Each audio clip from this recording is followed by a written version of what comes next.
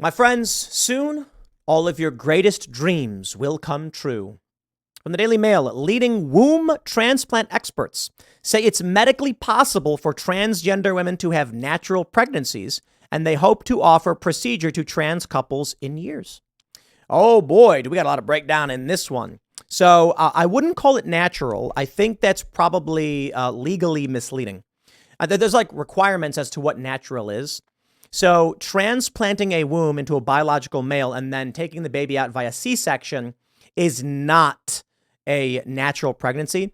And look, I'm sorry. This is a whole level of experimentation, human experimentation, that I'm not sure we should be doing. There are trans women who, biological males, who talk about this as being a major breakthrough and it could, change the game for them. A few things. One, well, there's no opening for the baby to come out of other than a C-section. So in essence, what they're actually doing with a womb transplant is a partial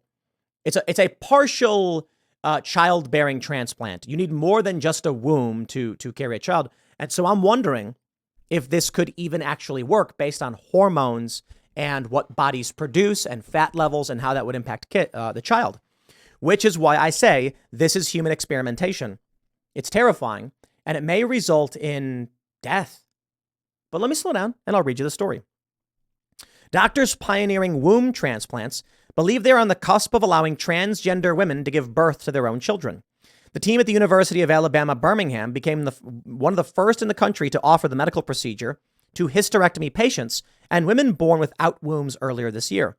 And they believe it is medically possible to perform the procedure in trans women who were assigned male at birth but have had sex change surgery. No, hold on. The sex change surgery, what they're describing, let's say like a penile inversion vaginoplasty, I think would conflict with the uterus implant because they create a cavity, not a canal.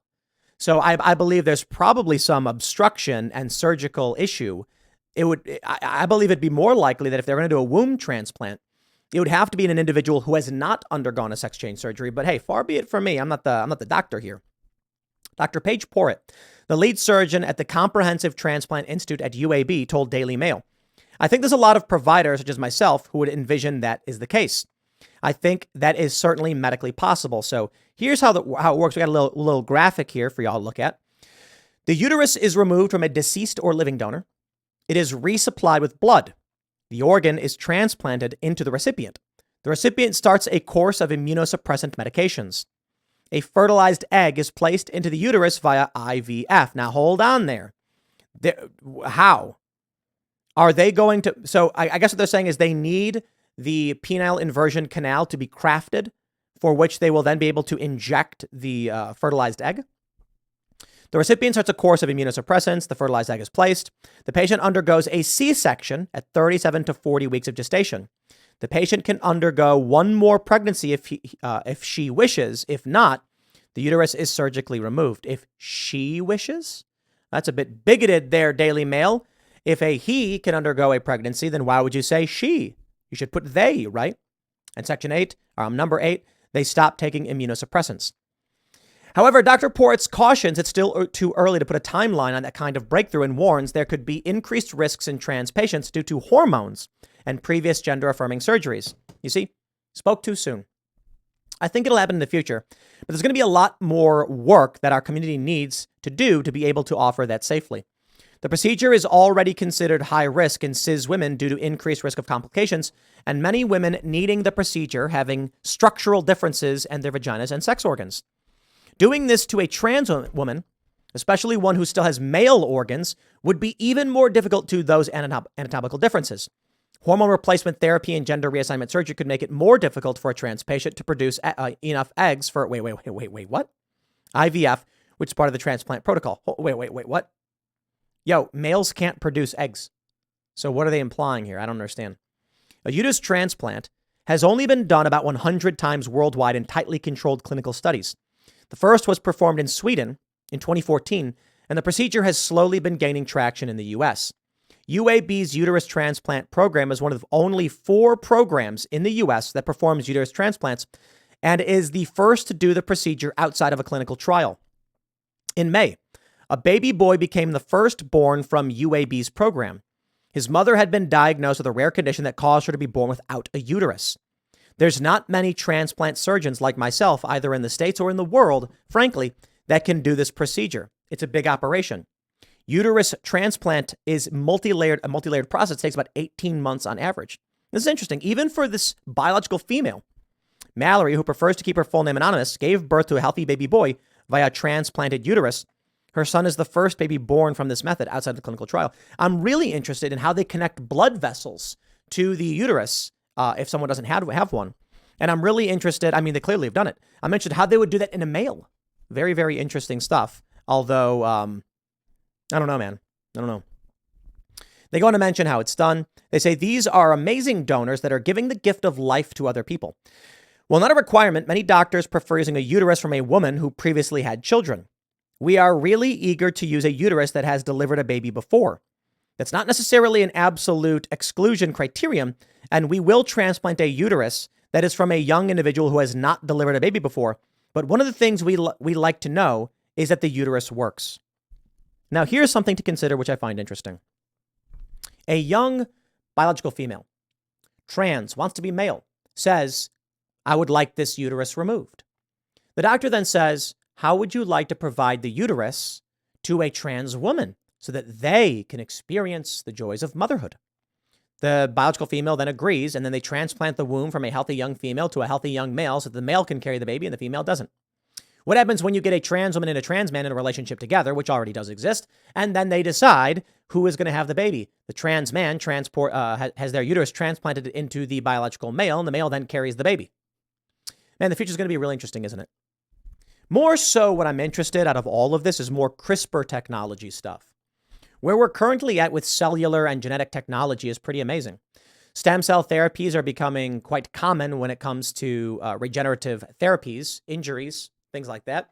I was recently in Tijuana because I was having some hip issues that we thought may have been a tear. Fortunately, it wasn't, but there was some hip damage. So I received donor stem cells, umbilical donor stem cells, hoping that it would take down the inflammation and do a general regenerative healing process. And it seems to have worked for the most part. So I've been feeling really great. And that's fantastic. Some people don't agree with it. Some people think it's bad. Joe Rogan talks about it. A lot of MMA guys get this stuff because it fixes you. But then I started thinking about the stem cells that they're using, right? Theoretically, couldn't they put cells in someone's body based on today's technology to say change eye color? Maybe not eyes, because I don't think eyes ever regenerate. I think they slowly just degenerate. But they slowly break down. But they say that every 7 years, every cell in your body is replaced. So what if they give you a gene therapy through stem cells or a virus that slowly starts overwriting your DNA over seven years? What if someone comes in and says they're transracial and they want to be a different race or whatever? So the therapy they get is a gene therapy that slowly starts bringing in cells into their body that have different DNA.